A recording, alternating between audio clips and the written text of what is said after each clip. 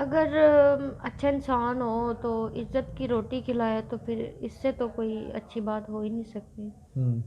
तो अगर होगी तो फिर ज़रूर कर लेंगे। इस ज़लालत से तो अच्छा है कि शादी करके एक इज़्ज़त की रोटी खा लें तो वो अच्छा है। कुछ लड़कियों के साथ हो भी जाता है क्योंकि काफ़ी लड़कियां मजबूर भी होती हैं जो इस फील्ड में आती हैं और मजबूरी के लोग फ़ायदे भी काफ़ी उठा लेते हैं। क्योंकि ये फील्ड मैंने अपनी अम्मी के इलाज के लिए शुरू की थी। जब वो ही नहीं रहेगी तो मैंने क्या करने हैं पैसे, हम्म। या मैंने ये सब करके क्या करना है। जिसके लिए करती थी वो ही नहीं रह गई तो मैं क्या करनी मैंने इस फील्ड को।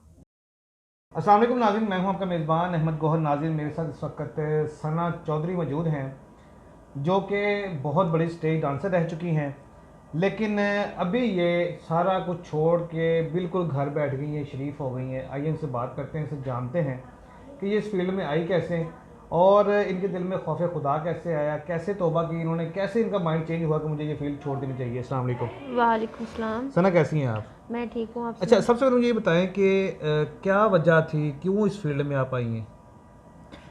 दरअसल मैं काफ़ी छोटी थी, 6 साल की, जब हमारे वालिद साहब ने हमें छोड़ दिया था।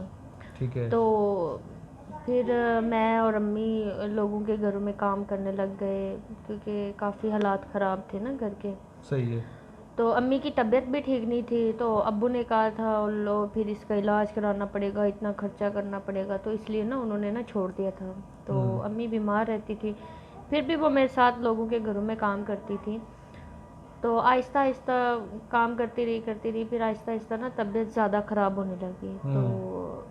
अम्मी चारपाई पे सही है। चारपाई की वो हो गई ना, तो इसलिए चारपाई पे पड़ी हुई थी, मतलब चल फिर नहीं सकती थी, कुछ भी कर नहीं सकती थी। तो वो सारी जिम्मेदारी फिर मेरे ऊपर आ गई। तो फिर मैं लोगों के घरों में काम करती थी।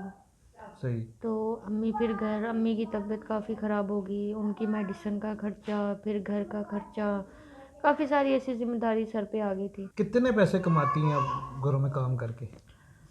बस ये 100, 200, 300, 400 ऐसे आ जाते थे। तो 300-400 में कैसा गुजारा होता था?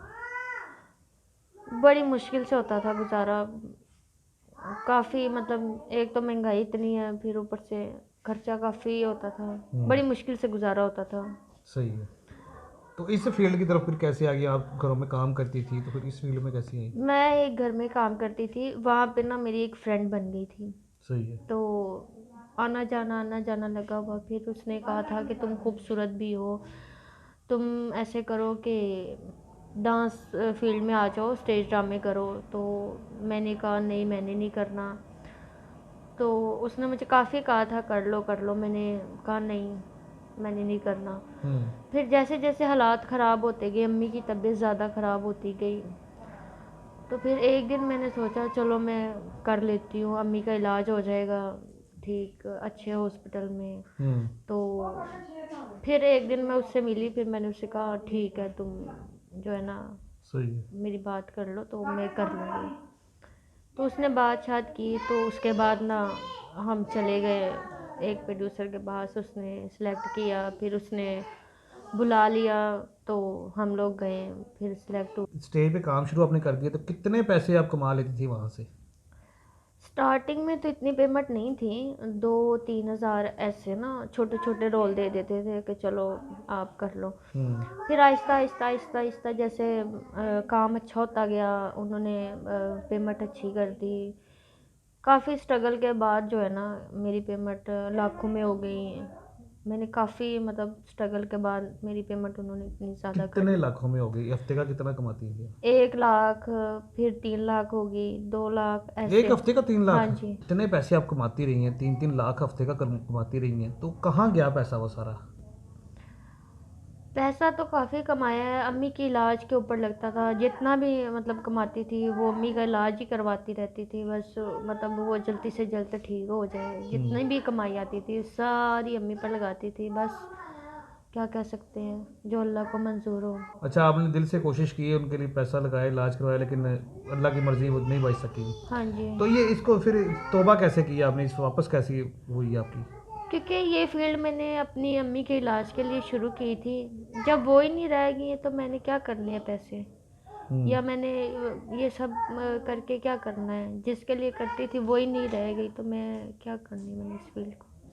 यानी कि अम्मी के लिए ही आपने इस फील्ड को ज्वाइन किया था और अम्मी की वजह से ही छोड़ा है इसको। हाँ जी। है कि हमने ये सुना है कि जो मतलब इस तरह लड़कियां जब जाती हैं स्टेज पे डांस करने के लिए, तो जो प्रोड्यूसर डायरेक्टर होते हैं या जो तमाशबीन होते हैं वो उल्टी सीधी डिमांड भी करते हैं। आपके साथ भी हुआ इस तरह का? खैर होता है, बट मैं पहले से बात करके गई थी कि मैंने ऐसा कुछ भी नहीं करना, मैंने सिर्फ डांस के हद तक और स्टेज तक, बस इससे ज़्यादा कुछ नहीं। और मैंने ऐसा कुछ नहीं किया। कुछ नहीं किया आपने? नहीं। जितेंद्र भी काम किया? हाँ जी। आपसे किसी ने बोला भी नहीं, किसी ने मजबूर भी नहीं किया आपको? नहीं, मजबूर क्या करेंगे, इंसान की अपनी मर्जी होती है। ऐसा कुछ मेरे साथ तो ऐसा कुछ नहीं हुआ, बहरहाल बाकी का पता नहीं मुझे। यानी कि जो लड़कियां ये बोलती हैं कि हाँ। प्रोड्यूसर ने मजबूर किया, डायरेक्टर ने मजबूर किया, ये फलां फलां फलां फलां, उनके अंदर उनकी अपनी ज़ाती मर्जी शामिल होती है। पता नहीं, उनको पता होगा। बहरहाल मेरे साथ ऐसा कुछ नहीं हुआ। कुछ लड़कियों के साथ हो भी जाता है, क्योंकि काफ़ी लड़कियां मजबूर भी होती हैं जो इस फील्ड में आती हैं, और मजबूरी के लोग फ़ायदे भी काफ़ी उठा लेते हैं। काम भी छोड़ दिया है आपने, घर पे बैठी हुई हैं, तो आगे क्या सोचा है, कैसे लाइफ चलेगी, कैसे ज़िंदगी चलेगी? अभी तो फ़िलहाल मैं घर पे हूँ। अगर देखूँगी कोई अच्छी जॉब मिल जाए या ऐसा कुछ काम मिल जाए जिससे वो गुजारा हो जाए। अच्छा, फ़र्ज़ करें अगर कोई अच्छी जॉब आपको ना मिले, ठीक है, तो फिर क्या करेंगी? अच्छी जॉब ना मिलेगी तो फिर इसके अलावा तो मुझे कुछ आता भी नहीं है, फिर मैं यही काम कर लूँगी। इतना पैसा आपने कमाया है, इतना आपने काम किया है, कभी दिल में ख्याल आता है कि यार इस फील्ड में मैं ना जाती, या ये सारे मामले मेरे साथ ना होते, या मैंने गलत किया कुछ? इस फील्ड के बारे में जैसे लोगों से सुना था, दिल तो नहीं कर रहा था आने को, बट मजबूरी थी अम्मी के लिए बस। खैर आना नहीं था इस फील्ड में, और अल्लाह माफ़ करे कि कभी किसी को इस फील्ड में आना पड़े, कोई आए भी ना। और मैं अल्लाह से तौबा करती हूँ कि बस अब नहीं।